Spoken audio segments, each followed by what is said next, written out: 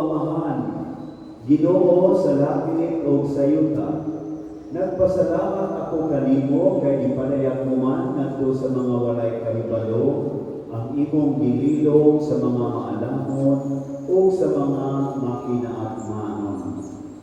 Oo, Amahan, natuman kini kay maumay imong gusto o pagtuon. Ang akong Amahan naghatag kanako sa tanang butang. Walay nakaila sa anak, gawa sa Amahan. Ug walay nakaila sa Amahan, gawa sa anak ug kadtong mga tao nga buot sa anak nga makaila sa Amahan. Umari kamo kanako, kamong tanan nga gikapuyan o gibugatan sa inyong gipas-an o papahulayon ko kamo. Isamon ang akong yugo ug sundan ninyo ako kay palumo ako ug mapaugsanon sa espiritu ug makapahulay kamo. Sayon ang yugo nga akong ihatag kaninyo ug gaan ang ipapas-an ko kaninyo. Ang Ebanghelyo sa Ginoo. Ay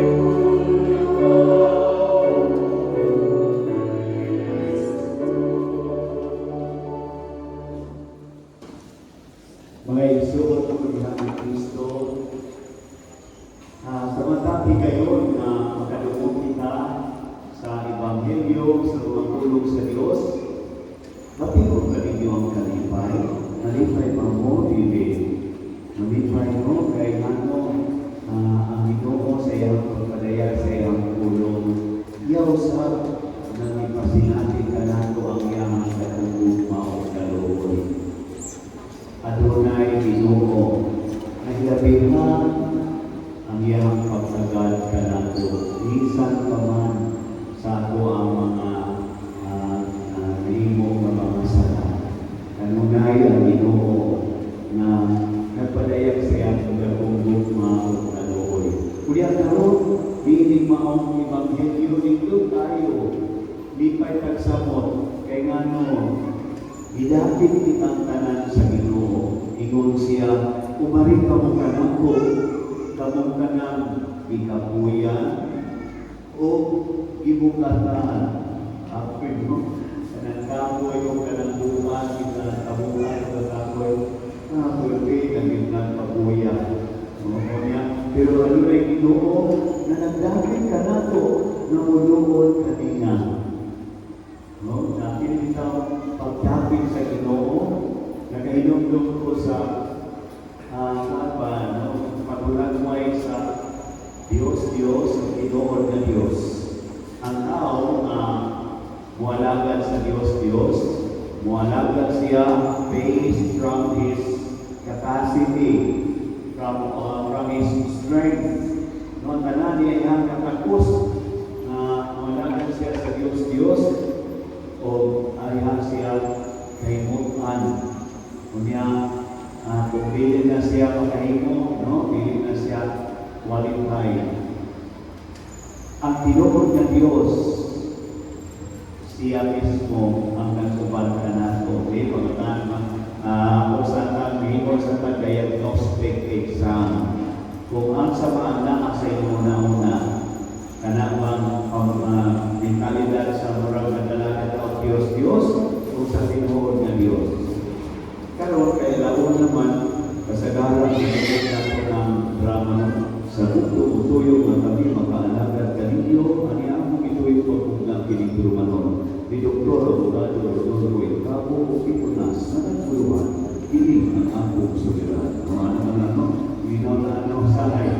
Kung yan na istorya, part-time sa tambag na ito dayon, lihok na ako, tayo tabangan ka sa Diyos. Muto mana dili.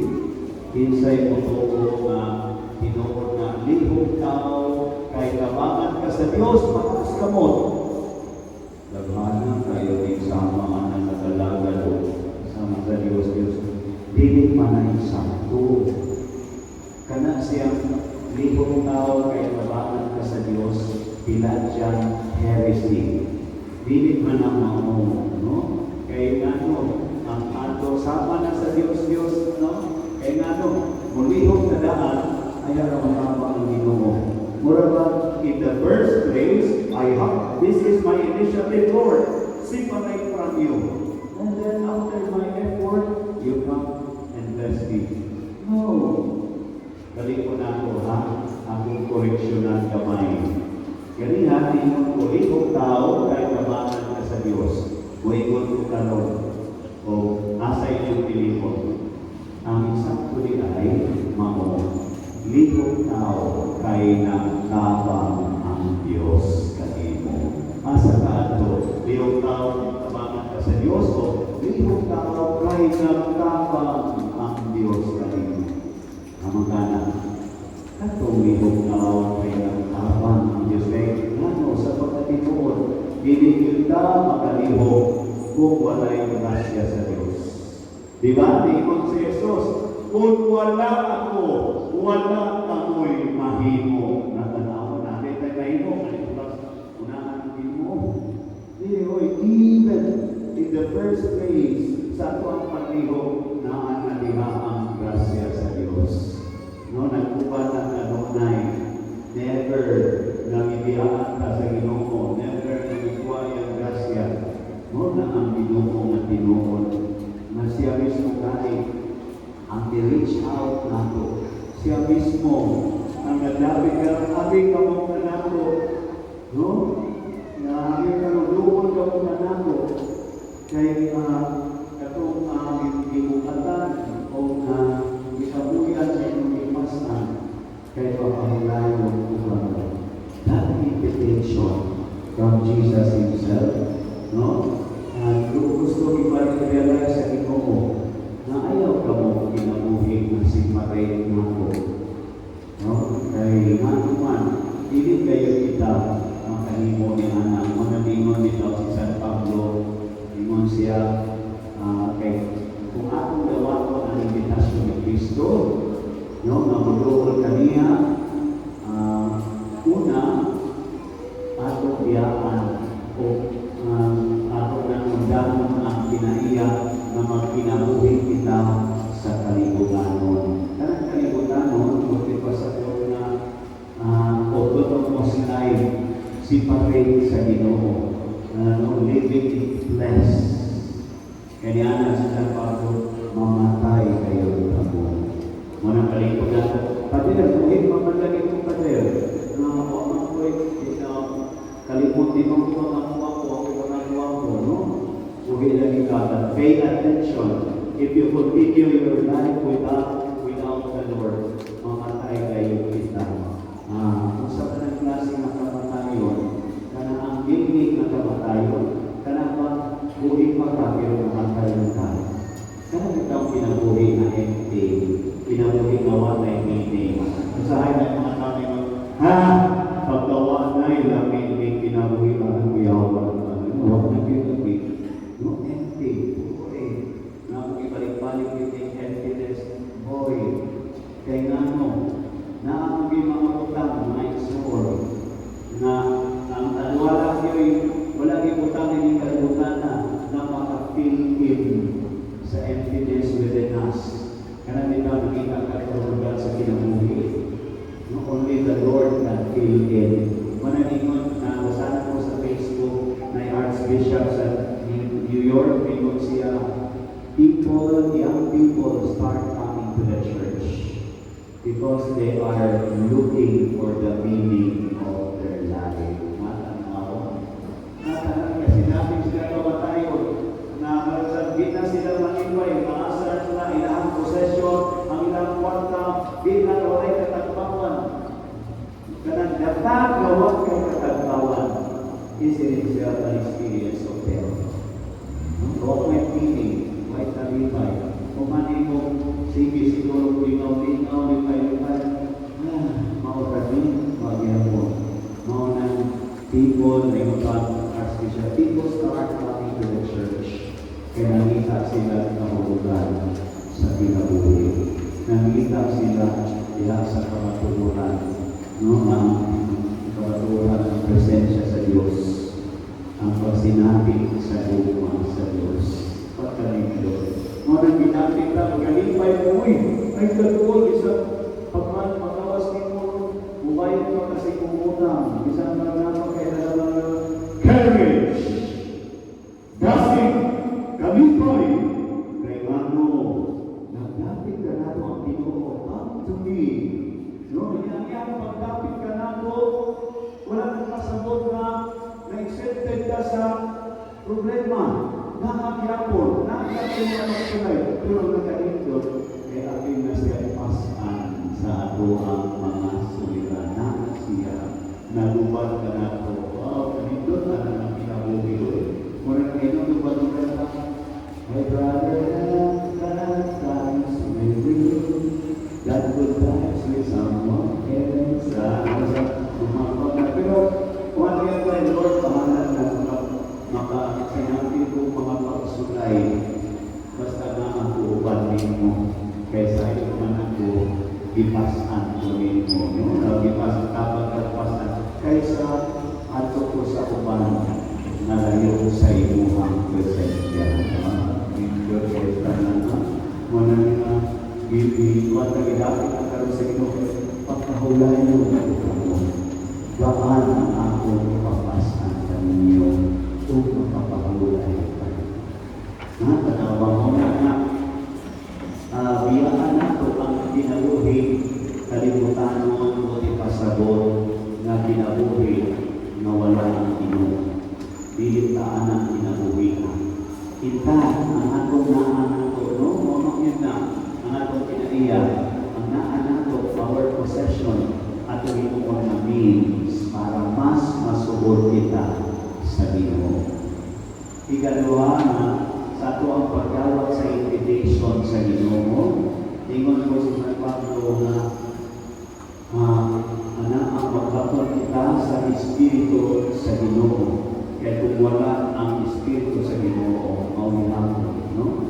Wala kayo kita pag kinabuhi na kuwan na maasa kahulugan. Kung sa manang pagpatod sa Espiritu sa Ginoo. Ano ba kaya sa pagpapakbo? We humbly ask the Lord to stay with us. Let the way the Lord stay with me. Upani ko, ito mga problema na ako yung mga kaupak sa ako kinabuhay, wala ko pagpapakbo kaya kubuha ko. Stay with me. Kaya doon yung matuluwa ka, pinunan na nagkakaw kayo mo sa Emmaus. Niya, naminaw sila pag Jesus, naminaw sila na hindi ko ba pagkakaw nila. Kanya sa ilang pagpaminaw, nabatik nila na tingog na daw may kalayo sa ilahang tunghan. Na-inspire sila sa pagpaminaw. Kapatid nila kayo na iko nila. Nagbinaw ka, wow, na-inspire ko, Lord. Nag-invite ko na nagkanugong ko sa ibong pulong. Pinagnan siya pa ito. Nata sinayin ang ako, inviting him. Lord, stay with me. Upalihan ko na ito tayo naman mag-amputa at ito sa Blessed Sacrament, no? Ang sa misa, imong Panginoon ng iyang presensya ka naman. Once we are in the presence of the Lord, na-i-invite kita ka na sa ito ang mga desisyon, sa ito ang pagkabuhaton. No? Na-ay synergy. Kabalo ang word na synergy? It is God's initiative and human cooperation. Mga ganun na bakit niya, maata sa Espiritu sa Ginoo. Ikaluwa na diyan, kung mabati ka na ito ang presensya sa Ginoo, madasig ka sa pag-awat niya, sa pagsunod sa iyang pagsunod sa iyang pangalakang. We begin to love the way Christ loves. And we are inspired to follow the will of God for us. May Lord, ako yung basihanan sa akong desisyon ron na nangisibo sa imuhan na bubot-bot. So, no? Nanangata sa Espiritu sa Ginoo ang ato kinabuhi. Isa na ako kayo problema. Isa na kayo di yung kabadawang ay naagyo ng lihok sa Diyos na ang grasya na ato na sinabi. Kung sa mga isuon, this invitation is very serious. The fact that we hear this invitation, ang Ginoo gusto tayo mamuwan mo, musuod sa iyong kasing-kasing. Gusto kayo siya na mapasan o sa iyong mga pabukat karon. No? O gusto kayo makasinapit na niya na dili ka ma-discourage, dili ka magkawang ganahan siya na kupan ka niya. Nabi ko experience katong atin ko ni join ko ka ng Europe, Philippines. Nakabisita isa sa kalugar ng tawag ko Lanciano. Ang Lanciano, dito mao ang lugar diin nahitabo ang miracle of the Eucharist na ang pan na hinglawas ni Kristo o gamaya ang pino na imong dugo, no? So, mga ito sa Lanciano, yan na siya karon. Ang gani kayo kay na-amaze kayo ko tungkol kay humati ay ato ng milagro, doon ay mga scientists na investigate sa atong flesh, no? The bread that turned into flesh of Jesus. Then they discovered na katuli ay flesh na okay ko'y whole constitution of the heart. No? Katang ilagay sa heart na dito as they investigate the body that turned into flesh. So, ipasabot. When God gives His body, He gives His heart to us. No? Una nakita po, as we receive the body of Christ in the Eucharist, may kung sa Lord with all my heart, I ask you to stay with me. Ubali ako kanina sa matagagaw sa aking kinabuhi. Anong sa iyo niya na mga soul? No? Truly, mamahimo kitang saksi sa lihok sa Ginoo kaya sa atong kinabuhi. O di nato sa iangan ang tigayon na tulihimon na abutan nato ato kasing-kasing alam sa Diyos. Kaya nga no, talagang kapag kaya kita sa Ginoo. No? Tingnan nila yung dapat pananalag kaya kita sa Ginoo. Amen? May Jesus Christ be